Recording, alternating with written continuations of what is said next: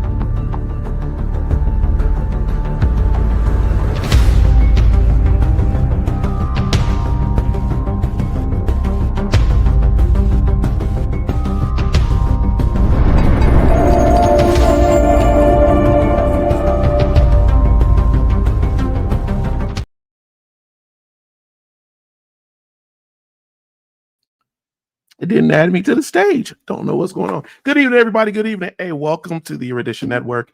Welcome to the Erudition Network. Welcome to the Black History Interactive here on Saturday night.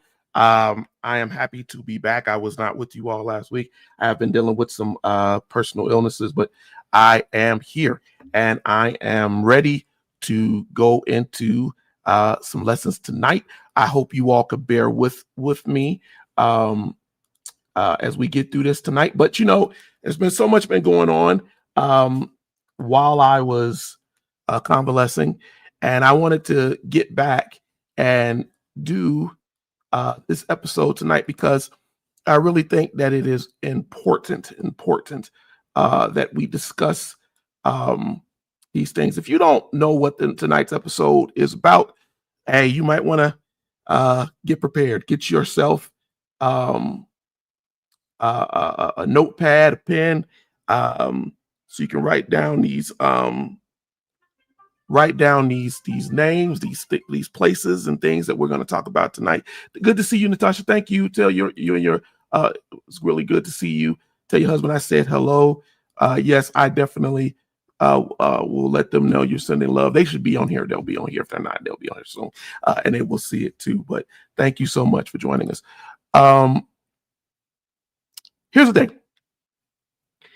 Everybody knows what has been going on in the country. And everybody is aware of how badly things seem to be going. And other than me specifying a particular person or tragedy that has happened, I'm going to go around that tonight, because I think what we need to really focus on is the history behind it, right? The history behind it. You know, unfortunately, people have been peddling distorted, exclusionary ideas of America for hundreds of years. And even in Europe, this has been a thing for hundreds of years. So even without going into particulars or naming people, I want us to talk about how did we get here? How did we get here? It is an interesting thing that most Americans follow what they hear and don't go to try to go dig deeper to try to understand. And unfortunately, that leads us into a followership mentality that often, excuse me, leads us down the wrong road. And so that's what I want to dwell on tonight. You know, how did we get here? What's behind this rise of white conservative nationalism? What led to it? What is the history that has pushed us into this place? How did a country that said e pluribus unum, but of many, one, because that's what that means, become so divided, so sectarian, right? You said I'm still a bit underway. Oh, I do appreciate you, love. Thank you for joining us. But how do we get to this point? It's in my opinion, as a historian, we hide history. We don't share history. And in fact, once that happens, ideologies grow. And those ideologies underline a divide. And then people get up with rhetoric and they say things which are unstudied, which are unfactual, and people follow it. Tonight, we're going to explore those stories that have been erased or glossed over in the textbooks, the things that have led to this. We're going to talk about the philosophy that has spread to thousands, if not millions, of young people, and examine how the roots of this long tradition of rewriting history and telling a lie or a fallacy has affected us. Because I think by unearthing these truths, these hidden facts, we will learn something, we will grow, and we will be able to discern what is right and what is wrong. And maybe that will then allow us to not lead to bloodshed, murder, assassination, cruelty. Because unfortunately, those things come out of these hateful ideologies. Good to see you, Teddy. Thank you, my son. But before we begin, as listeners and viewers, I want you to do something for me tonight. I want you to reflect on your own education. I want you to think about what you were taught. I want you to, as we go through this, think about how many of these stories you've heard, how many of these historical facts you've been exposed to. If some of them are new, ask yourself, why weren't they part of the history you were taught? And as we go through this, I want you to remember that all history, Black history, American history, Western, Eastern, they're all world history. They're our history. And when parts of our history remain hidden, we all suffer for that. And when that happens, that void is filled with misinformation. So let's get into this. Let's dive into this. To understand the significance of what has been going on for the last few weeks, we got to first understand that ideology of the people who are crying out right now for the slain. We're not going to name any names directly. I said I was not going to do that because there's such a hunt right now to go for people. But rather, it's the current leader of a conservative youth organization, or it's someone way back in history. The fact of the matter is, this rhetoric generates from somewhere. So let's go back. Let's begin our journey, not right here, not with what has happened in the last couple of weeks, but let's go a couple of centuries, right?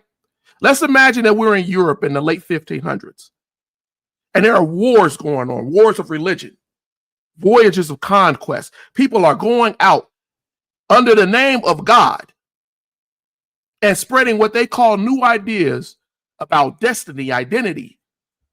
And they're taking these ideas into foreign lands. And they're taking myths and misunderstandings. And these ideologies are fueling hatred. And it feels, even though it's the 1500s, like where we are today. People blowing up ships. People saying they're doing something in the name of God. That's not dusty theological debates. That's not dusty ideology. Though it is the past, it echoes loudly to where we are today. And this is what I want us to focus on. This is what I want us to focus on. In the 1590s, a French scholar by the name of Michael Lalure, he published writings, right, on the so-called lost tribes of Israel. He made bold claims, right, that these tribes had scattered and resurfaced in Europe. This wasn't an innocent mistake that he made in trying to correlate the children of Israel with Europeans. No, it was the beginning of the story and the dominance that has allowed Europeans to imagine themselves as the chosen people of God, as those worthy and everyone else unworthy. So when he came out with that philosophy, this allowed a robust understanding in Europe. The Puritans crossing the Atlantic in the 1600s, their sermons were always cast America as the new Israel, the new land, right? They told themselves and others that they were going to the promised land. They were gifted with a divine covenant. These weren't just words that are used in Sundays, studies, or whatever. This shaped the mentalities of groups of people. And the colonists that came over here, they justified conquest, murder, exclusion, destruction as their birthright. Because see, if they were of Israel, then the indigenous people, they weren't worthy.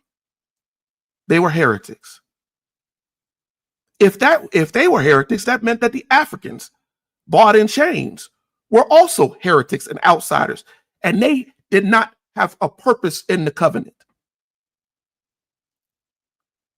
This was the belief and the early forms of what we see as Christian nationalist ideologies, always under the guise of restoring a value, of bringing a worth. But always with an oppressive mentality, always with a desire to dominate. So I want you to think about that when you think about the things that are going on right now. For Africans who were exposed to and are in the Bible and are part of the Christian truth of religion, right? It's at first glance, it sounds like fringe theology. This sounds like madness. But it became the seed of something that was so dangerous. It became the seed that blossomed chattel slavery. It became the seed that blossomed the oppression and the destruction of indigenous people over here. It became the seed of the idea that God wills it, no matter how or what we do to you. For the Tianos in South America, and cutting off their ears, their lips, body parts to tell them to find gold, under the idea that we're bringing God to you. And unfortunately, this is the cornerstone and the beginning. Remember, we're in the 15 and 1600s. This was the cornerstone of what they built in the beginning. And it is so important that we talk about this. Think about it. If a whole society believes its people have a divine covenant and destiny, how do you think they'll treat who others are? What doors of violence and exclusion does it open when you say to yourself, we are God's chosen, and you listen to self and not God? In the 1840s, a man named John Wilson, he published a work. It's called Our Israelitish Origin. He, again, pushed the idea that it's the logical understanding that the Anglo-Saxon are literally descended from the ancient Israelites. And out of this was born write this down so you can go back and study it, was born the fringe known as British Israelism. And again, this might sound fringe. Think today, we have Hebrew Israelites. We have people fighting with the idea to be called the children of God and ostracizing anyone. And many of them, not going to say all, because there are some who do they're studying to read the word and understand the word. And they might come in under a bad guise. But what they are doing is trying to understand. But then there are those who just follow. Followership is a big thing we're going to talk about tonight, because it has affected so many people. And it has led to so much destruction. It is just what it is.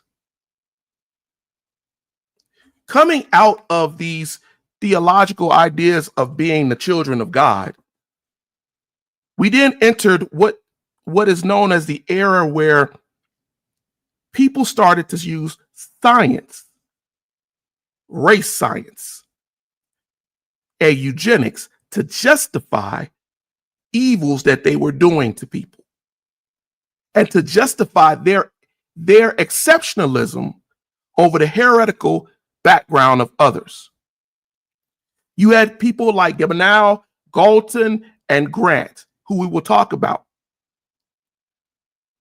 who use words such as race science and things like that, because they understood that religion could only get you so far. Now, they needed to elevate their whiteness and their nationalism in another way. And so as the British Israelism was going on in the 1800s, science itself got twisted into a weapon against the other. In 1853, Joseph Arthur de Gobineau, he was a French aristocrat. He published a well-known, and historians read about this, essay on the inequality of human races. He helped to establish what we now know as race. He argued that the greatness of civilizations rose and fell based on race. He felt that the white race was superior and that they uplifted everyone else, and that racial mixing would only lead to a decline. These words resonated. We hear these words today in some of the groups when you hear individuals say that Black women, right, don't deserve the positions that they have due to their education. And the only way for anyone to be superior is if a white man or a white person led it. Good to see you, Dad. I'm happy that you're here. Thank you for joining us.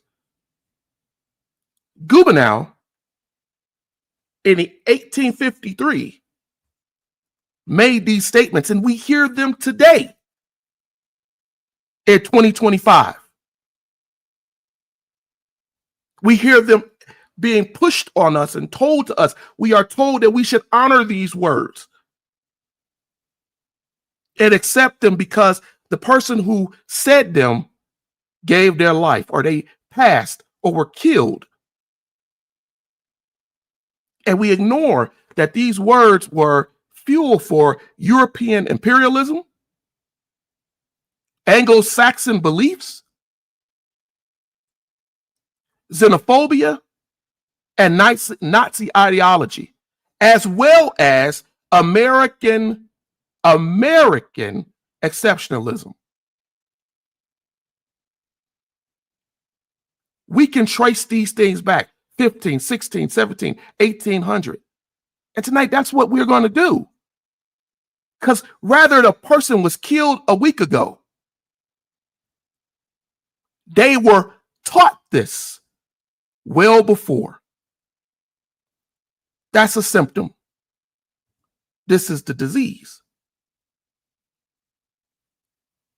Francis Galton, If you don't know who Francis Galton is, write his name down. He was the cousin of Charles Darwin. Yes, Darwin. He was the failed cousin of Darwin, who wanted to use his name and try to push himself to be as recognized as Darwin and Darwinian thought. Galton, in 1883, coined the phrase eugenics. And if you don't know what eugenics means good birth, righteous birth.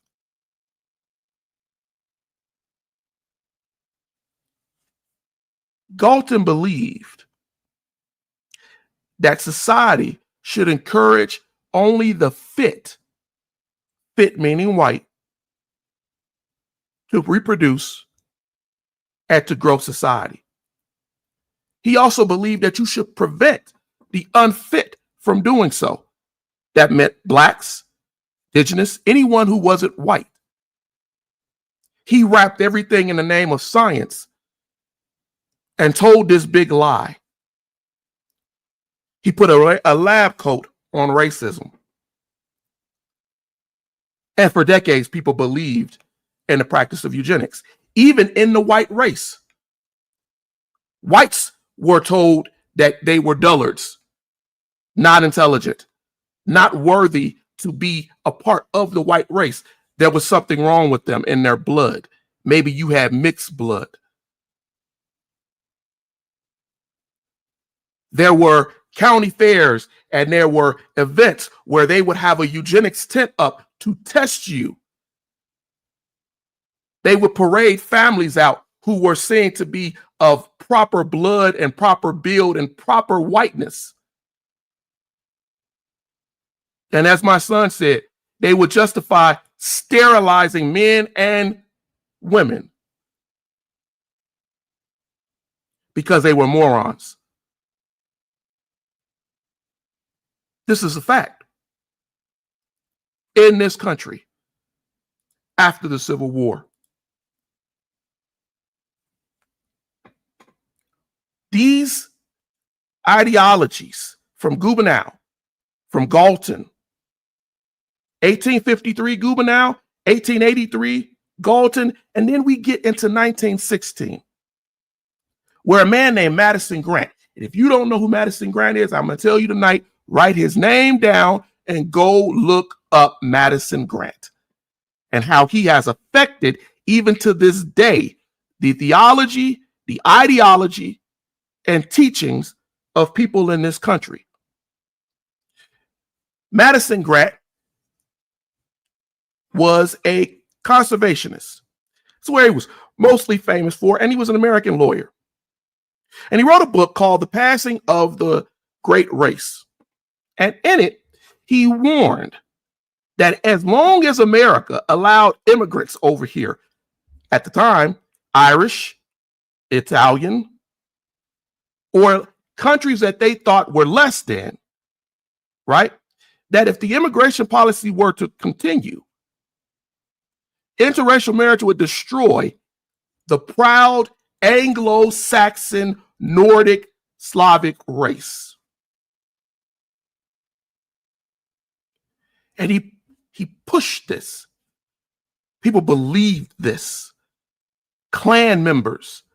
Later on, Adolf Hitler called Madison Grant's book, The Passing of the Great Race, he called it his Bible.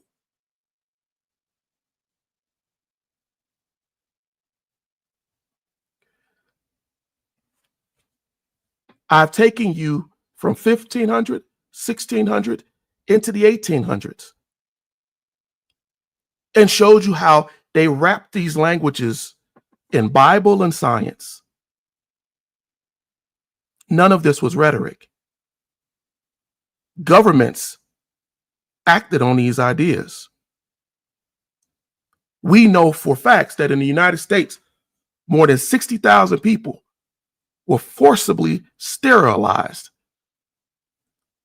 under American eugenics laws. And that number is considered to be small because we don't know if it really tells the full truth. But this is what we know. whole communities of blacks, Asians, indigenous, black women in the South going in to get treatments, being sterilized, indigenous women on the reserves being sterilized, hillbillies in Appalachia being sterilized. So when you see people say, "Hey, I'm a hillbilly," that wasn't a good thing. They saw those as dullards, morons. And we can look at this, but this is where it all started and how it got to where we are. Hey, this is interactive. If you want to ask a question, please feel free to get on there and do that. Please feel free to get on there and do that. They won't tell you that in Puerto Rico, sterilization campaigns continued into the 1970s. Yeah, you heard me. Sterilization campaigns continued into the 1970s. And by some estimates, nearly a third of Puerto Rican women of childbearing age during that period of time were sterilized, and many times without their consent, and sometimes even without their knowledge. That's not ancient history. That is current history. And that is within the timeline of many of you all who are listening tonight. We have to protect ourselves from these mentalities that have not gone away. Today, we hear about people saying, there was a news person on recently this week that said that people should be injected, lethally injected. Today, you hear people talk about race suicide or sound alarms about how demographic changes are going to harm the country. Out of everything we just talked about, you can hear the echoes of history, even in our current world. And if we don't fear the loss of power, then we're foolish. Because history has shown us people will use these things to harm us.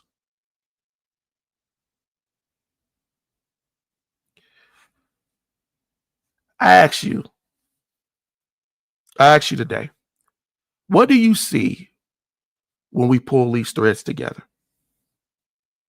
What is it? Do you see the religion creating a myth of divine whiteness? Do you see how science could corrupt and justify the racial hierarchy of nations?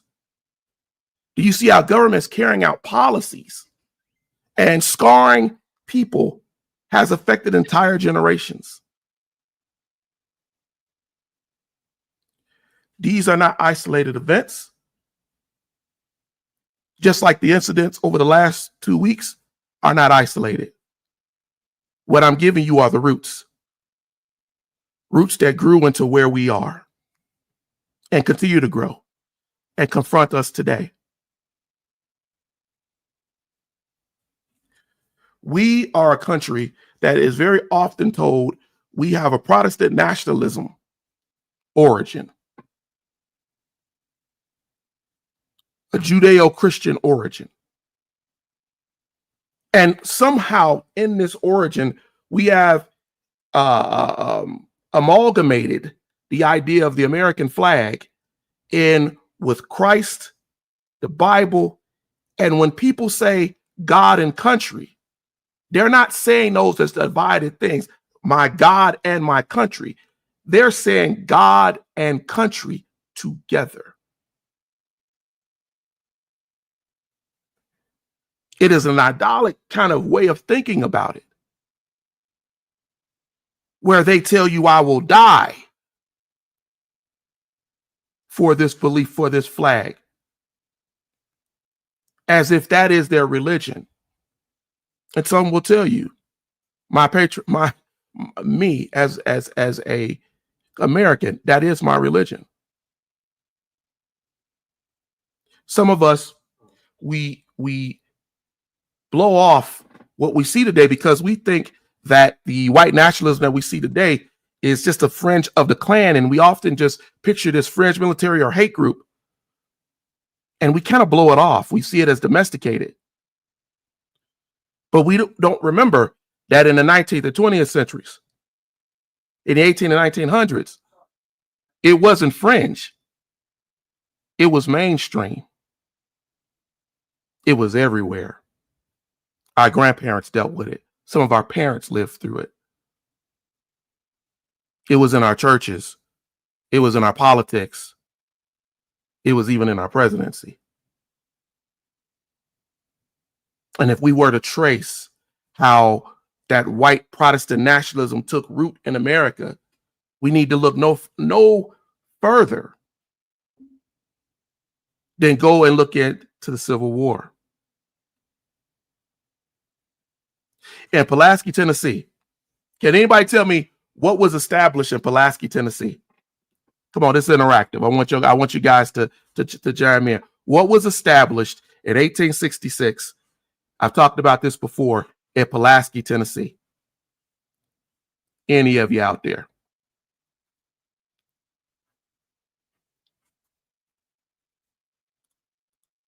When my Christian friend said Trump's not racist, I figured willfully ignorant.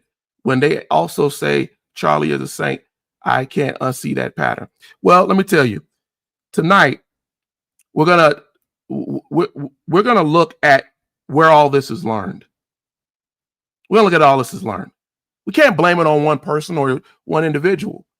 Teach people are taught these things, just like we say hate and misinformation can be taught. But that's a good point. Thank you, Sarge Manning. Who out here? Nobody knows what was established in 1866 in Pulaski, Tennessee? Well, I will tell you. A year after the Civil War, 6 Confederate veterans formed a secret society in Pulaski, Tennessee. They called it the Ku Klux Klan. And what started, as they claim, as a fraternity became a terror group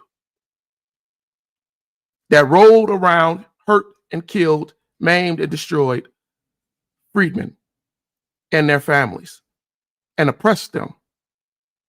Its most famous leader, Nathan Bedford Forrest, was a Confederate general, a genius Confederate general, a feared Confederate general who came back with an anger and a hatred. And so, being a former slave trader, under his leadership, the Klan began a violent campaign of supremacy during early Reconstruction. They rode out on night raids wearing, as we see, the white sheets. They whipped, they lynched, they burned, they attacked not just blacks, whites who supported freed blacks. People saw the Klan as a mob.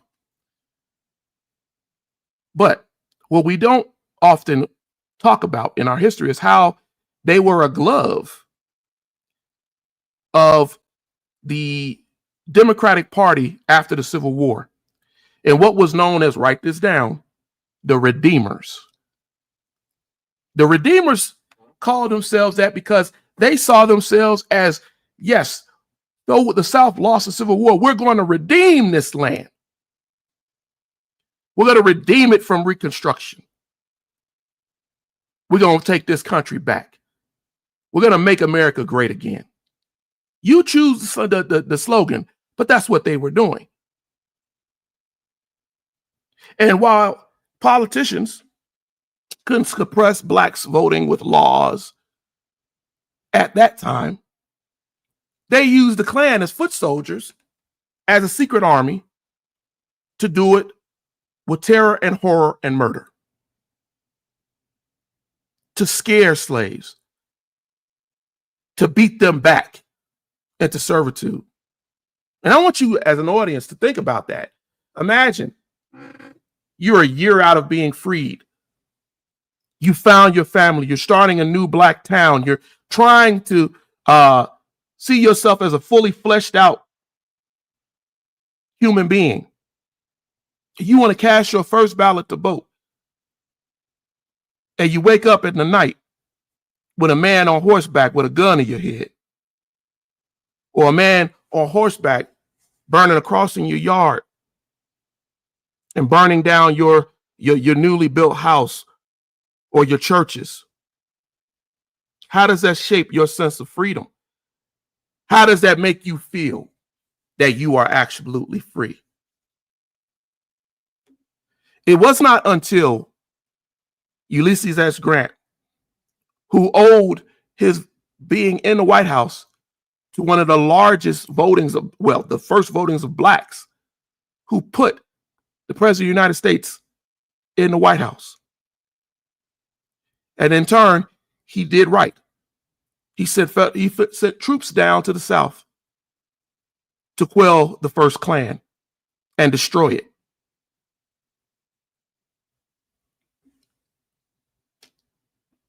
We have to understand that there is constantly a fight on all levels to try to keep us in a place of fear,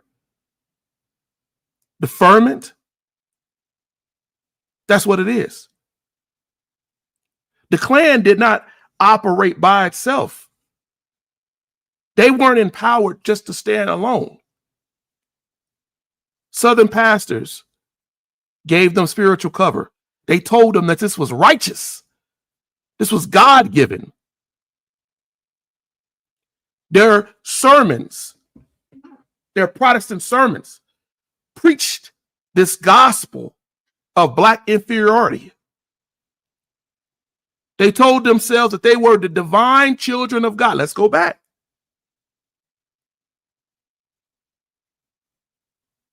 Thomas Dixon, who wrote The Klansman, which later was turned into the movie Birth of a Nation. Dixon's family was religious. His father, Thomas Dixon Sr., sat in his North Carolina pulpit and preached to his son and people every Sunday about keeping the races separate, about the righteousness of Klansmen, no matter what atrocious thing that they did. So when Thomas Dixon Jr. became older, he was absorbed and fascinated with these ideas and saw his country failing. So he wrote The Klansman, that novel that glorified the Klan as saviors. The book became so popular that D.W. Griffith, one of the greatest filmmakers ever, decided to make it into Birth of a Nation and forever put it on film as the Klan being portrayed as the heroic knights of old, the righteous Israelite, the appointed rider of God, rescuing white America and white women and white men from the beast and the devil known as blacks and indigenous. It's a lie. But it resonated with millions. After the movie, lynchings in the country rose astronomically. People had a religious belief that what they were doing was right. Pastors used it as a proof that segregation, racial oppression, murder, and violence were God's will, just like the Crusades of old.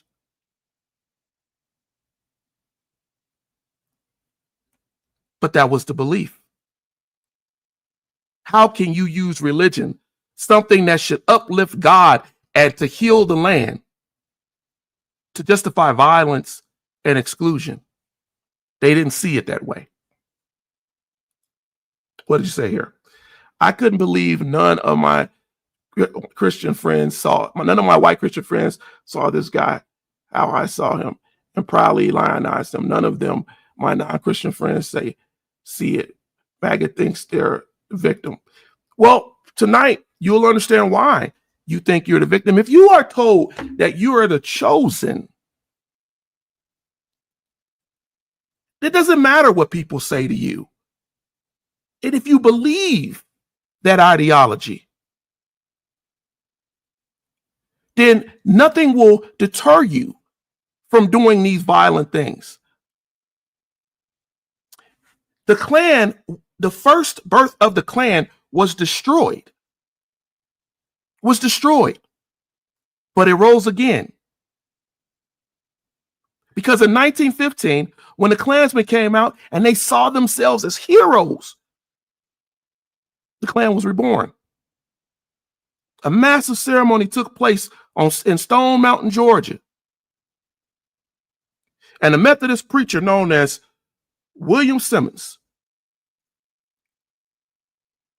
lit a burning cross, took a Bible, placed it on the altar, and rededicated it, the Bible, the Word of God, to the Klan.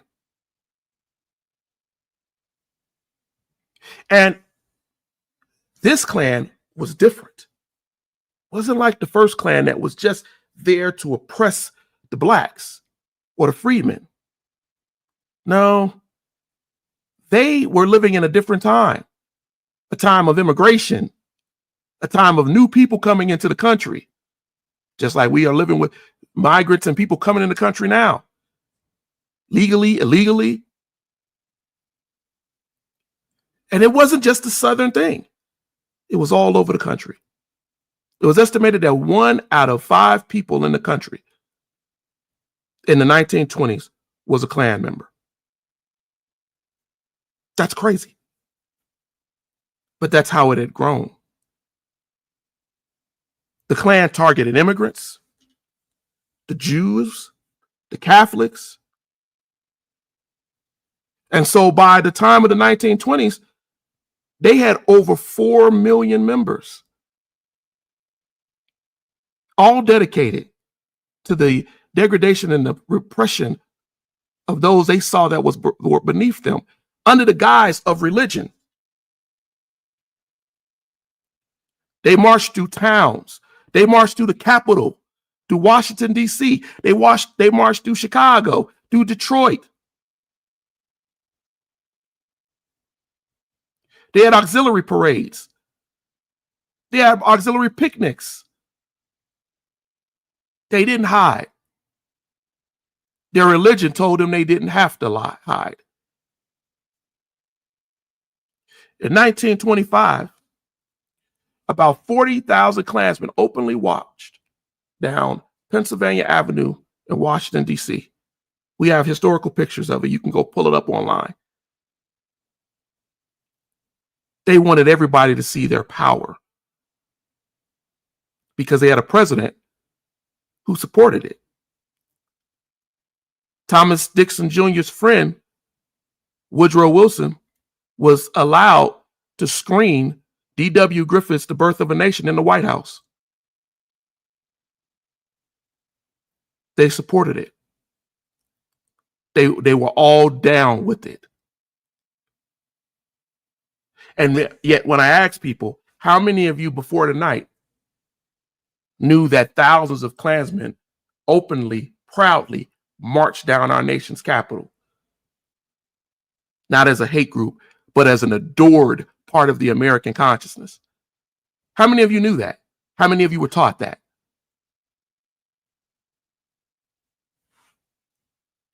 The Klan didn't just use its spirituality. It used politics. Governors, senators, congressmen, they openly flaunted their membership, sat on newsreels telling you that they were a part of the Klan. As I said, President Woodrow Wilson screened The Birth of a Nation in the White House and praised it as a truth, history written with lightning. While his administration took over and segregated the military and all parts of the federal government. Sound familiar? While they pushed out Black men and women out of federal jobs, out of state jobs, pushing black clerks who were already in the background out of these jobs. This is what happened. It shows us today that nothing that we're looking at is new.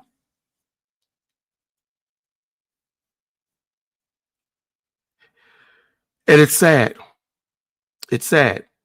In 1921, Warren G. Harding, who had been getting pressure from the NAACP, gave a speech in Birmingham, Alabama. He told the crowd of white people, right, that black people deserved opportunity. He said racial amalgamation, right, cannot go on. But he also wanted to make sure that we understood that there was a color line when he said that. We deserve opportunity to work for them, but not be a part of them. Again, slavery by another name. In 1922, there was a thing called the Compulsory Education Act. And this law required that all children to attend public school. Sounds good, right? Sounds wonderful. The real target, though, was Catholic schools. The Klan did not like the idea that Catholics were having schools and they were seen as un-American. And so they wanted to back a rule that said all children had to go to public schools so that they could be indoctrinated with the Prussian education that made them into good white citizens. Fortunately, the Supreme Court struck it down in Pierce versus the Society of Sisters in 1925. But for 3 years, Catholics, a lot of them don't remember this, just because of their religion, they lived under the threat of the government tearing their religion and their churches and everything apart.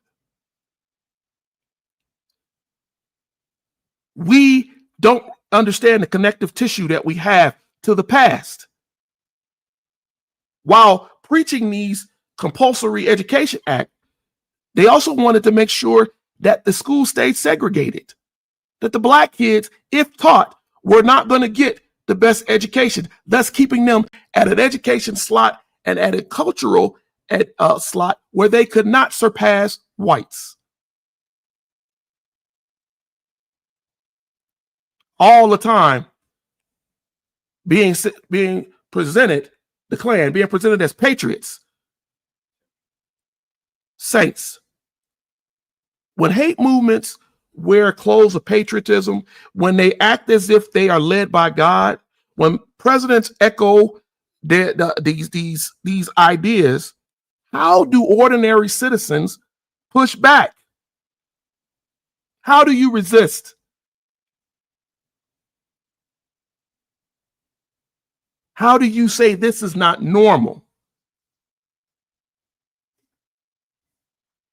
People did it, but it was hard. Many died.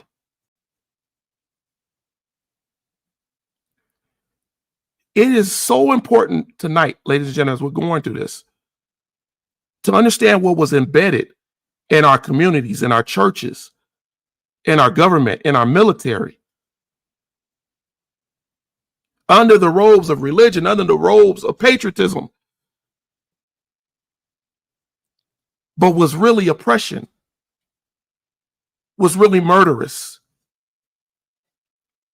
This is the idea of where the American white Protestant nationalism grew further from its seeds. This is what we are still seeing growing today.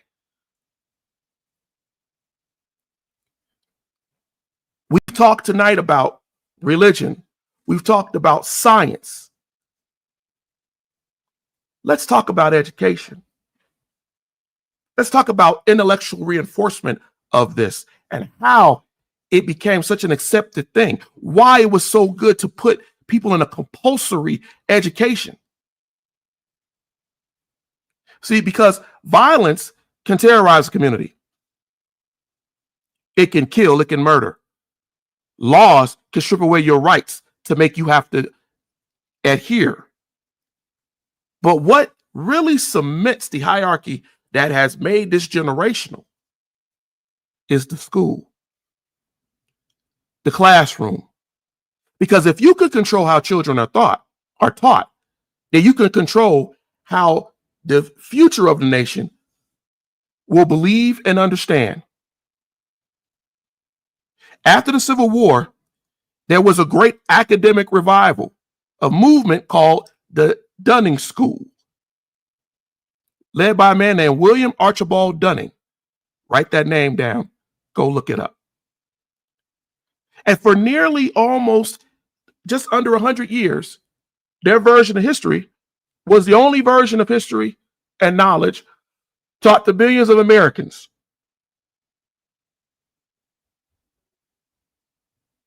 That's what was taught. William Archibald Dunning was a historian at Columbia University. He's not a household name. You probably have never heard that name other than tonight. I'd be surprised. Get in chat and tell me, have you ever heard the name William Archibald Dunning? But to the academic world, at that time, he was a giant. From the end of Reconstruction throughout the 1920s, he trained dozens of PhD students who went on to teach governors, congressmen, presidents, schools around the country. And it became known as the Dunning School. Men like Walter Fleming in Alabama, what's his name? J.G. Hamilton in Carolina. These are big names in academics, even to this day. Yours B. Phillips in Georgia. Each of them carried this prestige of being a student of Dunning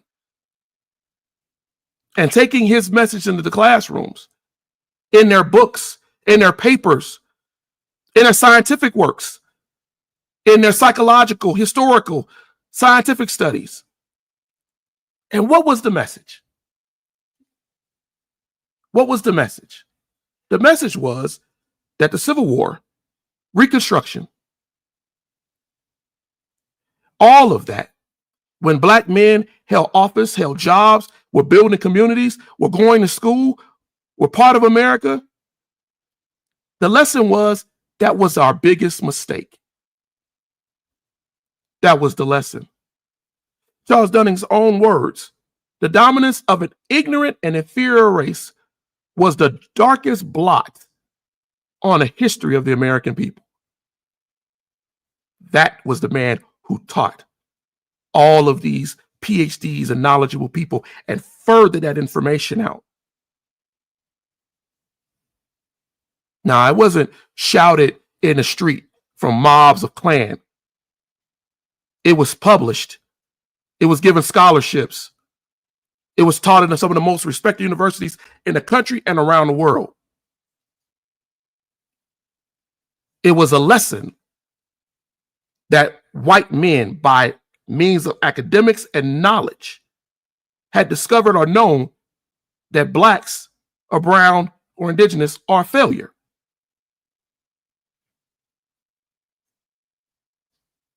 And you ask yourself, if professors around the country, noted geniuses around the country who have taught all of these more established people in business, politics, and whatever, if they told us that freedom for Blacks was a mistake, how does that shape the laws, policies, practices, politics, and the ways of ordinary civilian life in America for generations? You have to believe that this academic astute person knows more than me.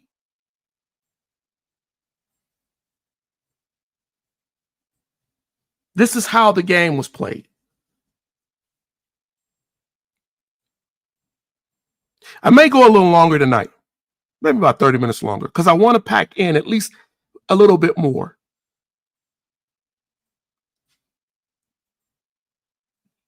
I don't understand. We focus on people, but not what they've learned. The Dunning School might have stayed locked away if people would have said, oh, that's not what. But it didn't. It became the foundation of the alt-right, the lost cause myth, with folks running around with Confederate flags. The idea that the Confederacy was noble, that the idea of keeping people in slavery was noble, that slavery itself wasn't bad. All of those, and that reparations and Reconstruction, all of these things are horrible. The United Daughters of the Confederacy, who put money in to build statues all over the country, they formed textbook committees. I say that again. They formed textbook committees that will look at the textbooks that were being promulgated throughout the country, and they would review them, and they would pass and say, these were the books that would go through. If a book didn't echo the Dunning School's mentality or thought, it wouldn't be used. Politicians used their power, and publishers caved in because losing Southern sales was huge. So they allowed it. But the United Daughters of the Confederacy, they didn't stop. They created little booklets of questions and answers for children. I'm going to say this again. They created little pamphlets that you could pass around in your churches, in your schools. You could recite these nursery rhymes. You could recite these questions. And you would learn that way. To reteach, revision. One of the pamphlets asks, what was the cause of the war between the states? And the answer was the disregard on the part of the North for the rights of the Southern. Not about slavery. What was the Ku Klux Klan?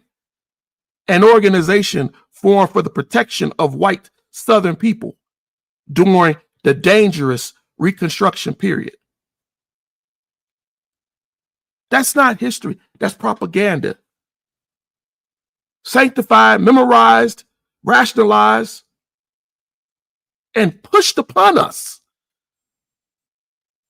Pushed upon young children to turn them early. What do you think happens to a white or black child when they repeat these sort of things and they're told these things over and over again? It becomes a fact to them. And they take it into their adulthood and they teach their kids that there is no sanctity, there is no humanity in black life. That the lost cause myth meant that they should have all stayed in slavery. For decades, that message from the Dunning School saturated American classrooms. And I just gave you just a few examples. But it did it. And if you were to go and look tonight, I want you to go look at a man named Walter Linwood Fleming's Civil War and Reconstruction in Alabama. In that book, he was a Dunning acolyte. He wrote that the black person, he didn't say black, was constitutionally unfit He was unfit to ever have the vote. His admission to get the vote was a mistake, and it has to be undone by God. Ulrich Phillips, who I talked about earlier, he's quoted as saying the central theme of Southern history has to be the domination of the white man over the Negro.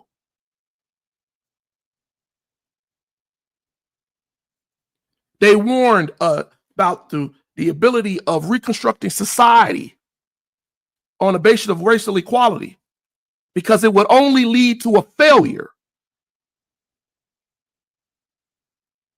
And it was unsanctioned and it was ungodly. Generations of people absorbed these words. We know today that they still absorb these words. These were not opinions. These were facts to these people. These were truths. White kids were taught through movies and books like Gone with the Wind, right? That slavery was good and fun. Segregation was stability. Black children, in turn, learned that their ancestors provided nothing to the world. Their achievements were laughable. You're nothing. And even in their schools, they were told in their curriculums to enforce it every year after year, that you're nothing. If children had been taught after Reconstruction the truth, we may not be where we are right now.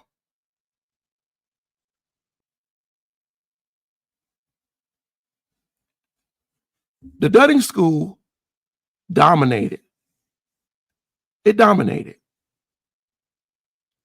I remember reading W.B. Du Bois's book, Black Reconstruction in America. He wrote it in 1935, but it's a great book. You should get that book. And he brought the idea of how we were being affected by these thoughts. And letting us know that him and Carter G. Woodson letting us understand that the battle over history is a real battle. We hear today people trying to ban history under different pseudonames, DEI, critical race theory, whatever they want to call it. But the strategy is identical. The philosophy is the same. Protect white innocence. Erase black people, black agency, black achievement. Control the national story of how America was established. Back then, it was the Daughters of the Confederacy and Dunning. Today, it's legislatures, governors, presidents. History is always a battlefield. And some people are so afraid because they know that this is history.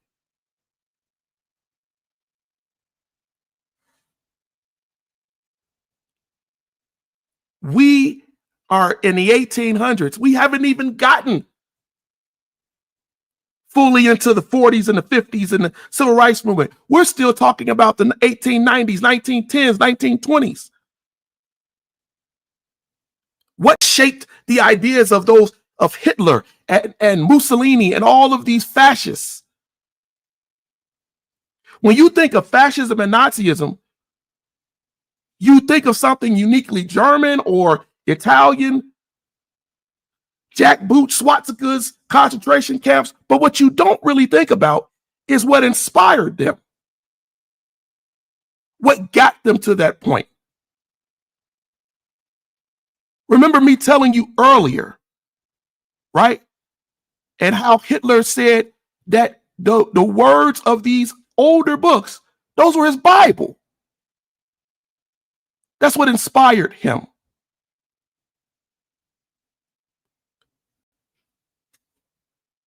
Fascism came on the scene because people already believed in a dominance. Before Hitler even came along in Germany, there was already the Bolshevik movement, which was already a nationalist movement. It mixed folklore, it mixed myth, it mixed the pseudoscience that was being taught to glorify the ethnic identity of pure German people and rooting it to their homeland, to their nation. And their slogan may sound familiar to you tonight. Blut and Boden, blood and soil.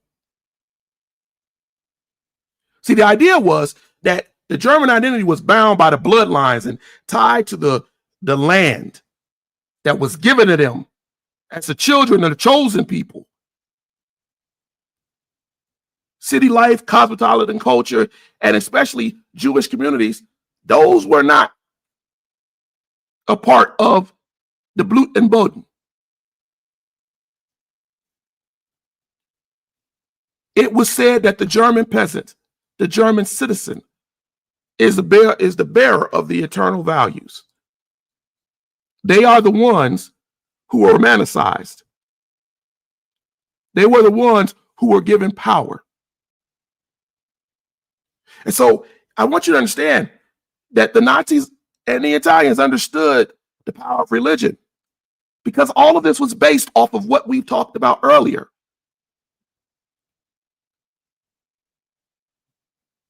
Here's the thing, though. The Nazis saw Christianity as a weakness. They saw it as giving room to the Jew. So they didn't want the New Testament or the Old Testament that had Jewish roots. They created a new doctrine. It was called positive Christianity. Look that up. In this version, Jesus didn't have a Jewish identity. He was made as an Aryan warrior, fighting against Jewish corruption.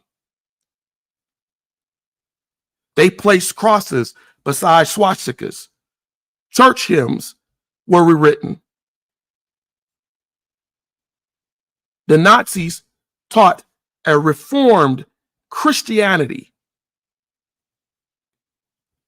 This was Christianity as a racial weapon. And they learned it from America, as we just talked about. They learned it from looking at how the Americans had done it with the Negro and teaching him a different version of Christianity in the slave Bible.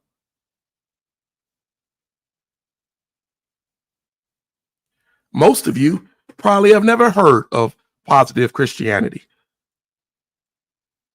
but you've heard of the alt-right, the Klan, and different things, but you don't know where they get their philosophy or their thoughts from. Hitler just simply followed a path and went further than many would have. Faith was taken from the idea of uniting and healing and made into something to divide and exclude and even kill. Nothing is more example of this. A few weeks ago, I did a session on the race laws, the Nuremberg laws, and how in 1935, Nazi Germany passed these Nuremberg laws that stripped the Jews of their citizenship, outlawed marriage between Jews and Aryans, and did all of these things, and how they based those laws off of laws that they got from America.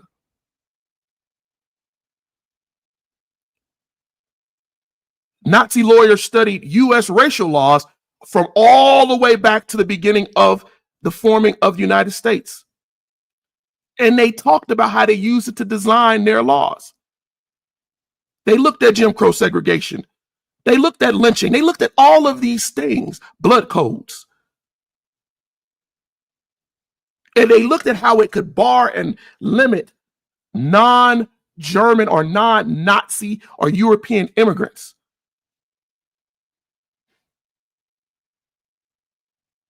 One of the co-writers of the Nuremberg laws said that the United States wrote racial legislation that has served as a model to us. That is, he kept praising it.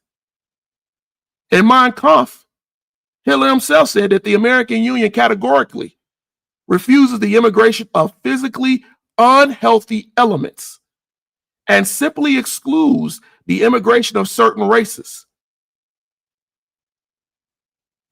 He praised it. He saw it as exceptional, eugenic.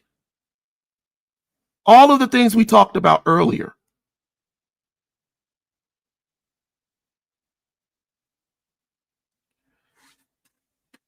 Here's the thing, Great Echo. What'd you say here, Tina? Most people have no idea what the school system has been used for. No, they do not. I've seen for years that the Bible and religion will kill America. How people use it. The Bible itself tells you to study. Study to show yourself approved. But if you don't study yourself and you just listen and follow, you could be led astray. Eric, you said the war on northern aggression. Yes. State of Texas really going. Yes, they are going for it. And now you're understanding why they're going for it. And what leads these philosophies. The Nazis didn't just create what they created in a vacuum. America had the American Bund, the Great American Bund over here. That was fascism here on American soil before World War II. They were all about eugenics and all about blood and soil. They had great meetings at Madison Square Garden. The German American Bund built communities. Whole groups of Americans were walking around as if they were a part of the Nazi society.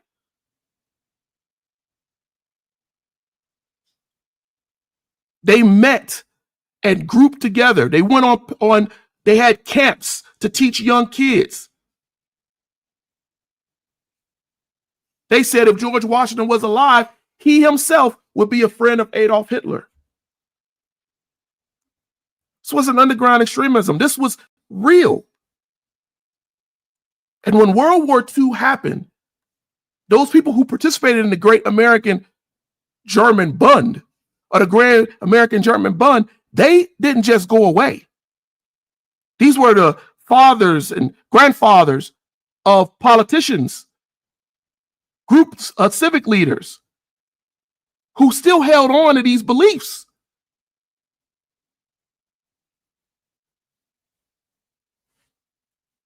Positive Christianity and all of these things didn't just happen. There's a long track record that leads us to where we are right now. Right now. You see, you can't keep burning crosses. You can't keep destroying things, because that will push some people away who don't want to necessarily get along with the violence, but they like the nationalism. When Brown versus the Board of Education was passed in 1954, segregationists went crazy again. Oh, they had already been outspoken and a little bit crazy, but they felt threatened. So what did they do? They formed councils. The White Citizens Council I talked about a couple of weeks ago. Respectable groups who wore ties and who did business, carried briefcases, sat on school boards and city councils, called themselves respectable, but at the same time, they were resistance. They denied Black people loans. They denied Black servicemen to be able to live where they wanted to after the war. Teachers who supported integration were fired. Violence was not something out of the ordinary, and they used Klan members as foot soldiers. Famous quote from a Black farmer in one of the books I have said that they didn't have to lynch nobody anymore. They had the banks, they had the courthouse, they had the business. On average, it's averaged that maybe 300,000 members of the White Citizens Council were across the South during the Civil Rights Movement, blocking the advancement of blacks. I'm gonna wrap this up a little bit because we're getting. I want to try to finish this by the end of the half of the hour. This was something that is not taught. You know, I was looking back. Jerry Falwell. Yes, I'm going to mention Jerry Falwell as a person that was preaching in the pulpit in the 50s, who was steeped and raised in these beliefs, who fought heavily against the civil rights movement, who was against the things that Dr. King was doing. Jerry Falwell Sr. in the 1950s, long before the moral majority that his son preached, openly in a sermon declared, if Chief Justice Warren and his associates had known God's word and desired to do the Lord's will, the 1954 decision would never have been made. The true black does not want integration. He realizes his potential is far better among his own race.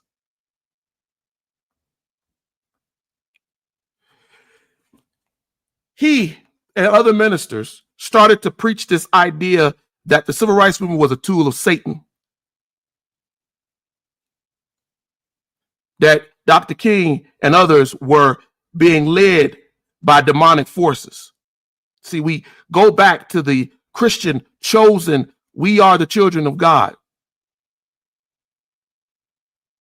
And as years went on, his son and them, they tried to step away from that and say, well, you know, it was a time that we were living in. But this was what they thought. And this continued out of the 50s into where we came post civil rights movement. I see somebody put someone's name here, but here's the other thing. Let me tell y'all something. In 1958, there's a businessman named Robert Welch. He founded this thing called the John Birch Society. This should sound familiar to some of y'all. On the surface, the John Birch Society was just an anti-communist group. It was just a group. It was a factory, a think tank of conspiracy ideas and how to deal with them. But it also tried to figure out ways to fight civil rights.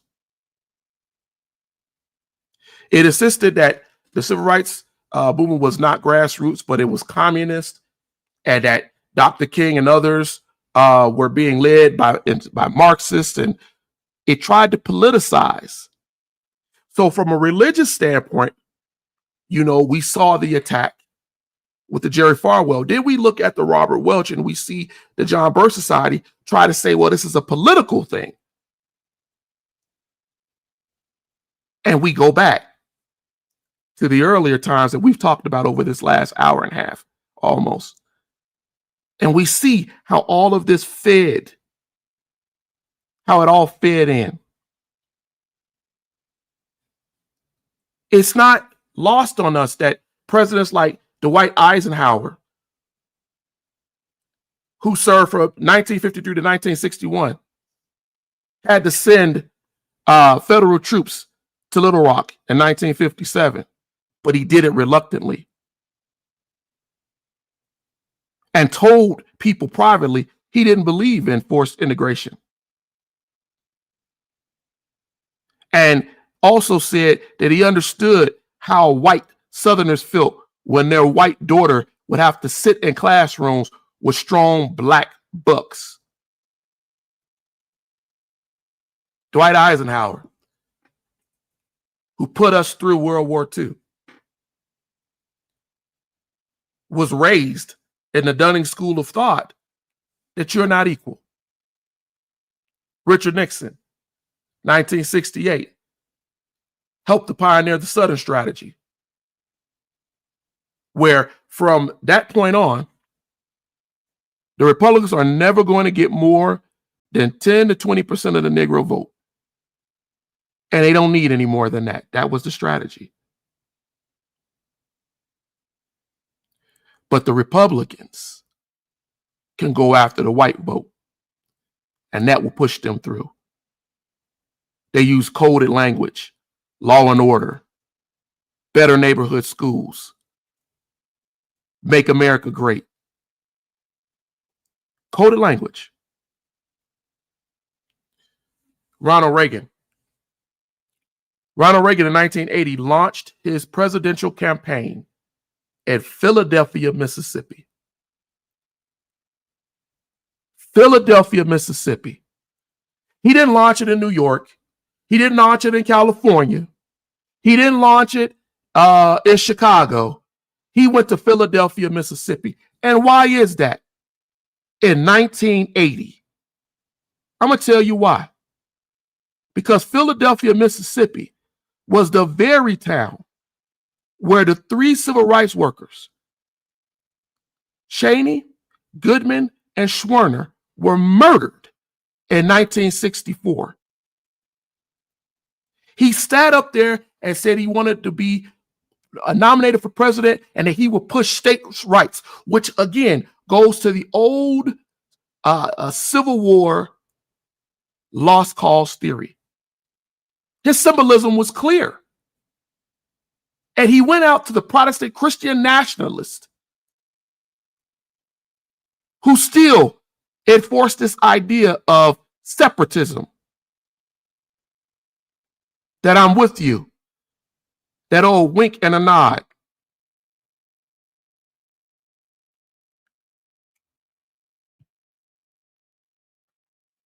Ladies and gentlemen, this is lunacy. And we're not even all the way through. We have more to talk about.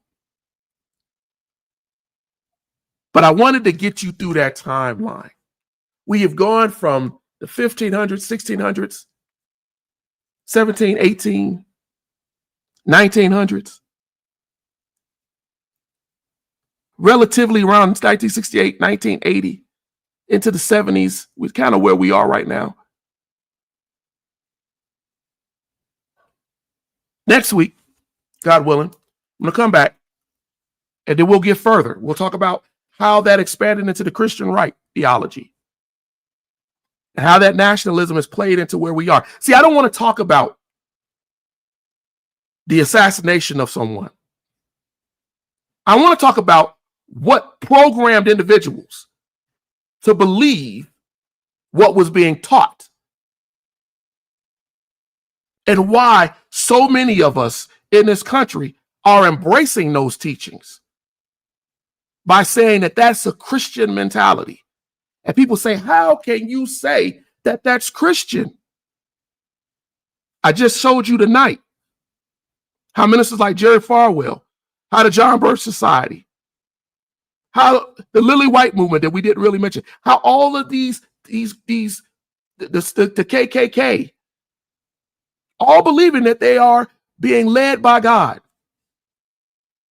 all taking that same Christian mentality, putting a little science to it, a little education to it, giving the intellectual reinforcement that it needs, and letting everybody feel that what they're saying is right. And why do I say that it's right? Because I'm saying to myself that I'm led by God.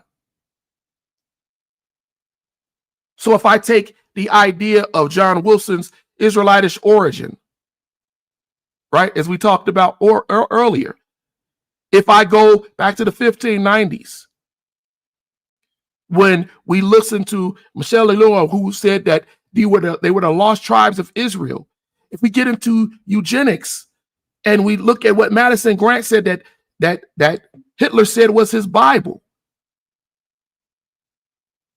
and we coalesce and amalgamate and put all of these things in a pot together, we come up with the philosophy and the madness that we're seeing today, where we can say that black people, that if a black man is flying a plane, you should be worried that black women are stealing jobs from more qualified white men. If you embrace that Protestant nationalist American mentality of centuries, the idea of Thomas Dixon, whose father taught him about the Klan and white exceptionalism, so that he wrote this book on the Klansmen being these knights Templar taking down black savages. If you compound that and then see immigrants coming in, and you take in William Simmons' new version of Klan and saying that, you know what, we should be against all of them, immigrants, Jews, Catholics, anyone that feels a threat to us. Let's get the president, Woodrow Wilson, to go along with it. Let's teach a whole generation with the Dunning School. This is the fight we're up against. I hope you got something tonight from this. I went about 30 minutes over. I try not to do that because it kind of, I like to try to keep it within an hour. But there was a lot to unpack, and we unfortunately could never unpack everything. So next week, I'm going to give a part 2 to this. Hopefully we'll keep it within an hour. We should.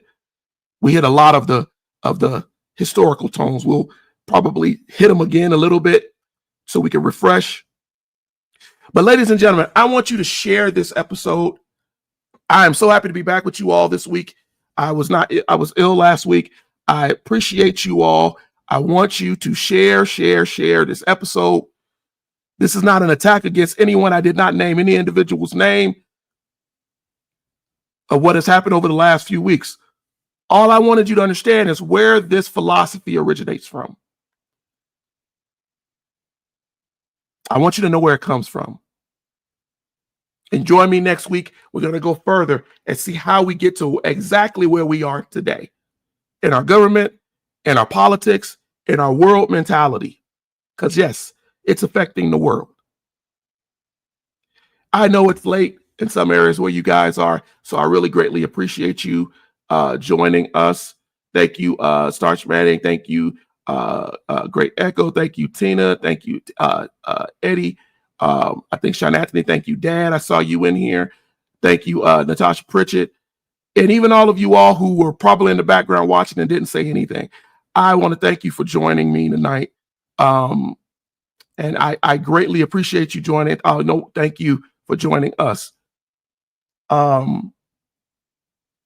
Share this, get that message out, come back with us next week. Support Tina. I don't know if she'll be on Monday. She's had some things going on too, but we're here trying our best to do what we can for Erudition. You'll see on my tag at the bottom, if you want to help Erudition out any kind of thing, we have a Cash App, $, the Erudition Network. Whatever you do, $5, $10, whatever you do, helps us and grows our network as we try to do more bigger things coming into the future. I think I'm going to stop talking. I think I've talked for an hour and a half, and I'm sure my wife would like me to be off of here and my kids so we can enjoy the rest of this Saturday. Ladies and gentlemen, you be blessed. At the end of this, you will see an advertisement for my book. Please feel free to go to Amazon and get the digital copy of that book. It is interactive. You can click on it, display it on your television, on your computer, on your phone. Go get that book. You will learn a great amount about early world history in that book. And I hope you do go out and procure it. You can also get the hard copy book. This is a version of it that is also on sale on Amazon. But go out there and do that. You all be blessed. Thank you for joining me. And I am now going to get out of here. Hey, if you're watching the replay, please you have questions, anything about anything that was said, or if you just watched the live and I gave you a name and you want to talk further, put it in our remarks on YouTube, Facebook, or whatever, and I promise you we will answer you. All right, that's it. I am getting out of here now. You all be blessed. Thank you.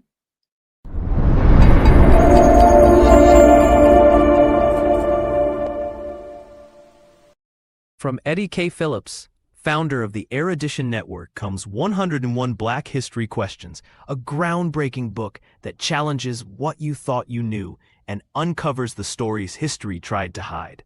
Perfect for classrooms, families, and curious minds. Get the digital copy today on Amazon.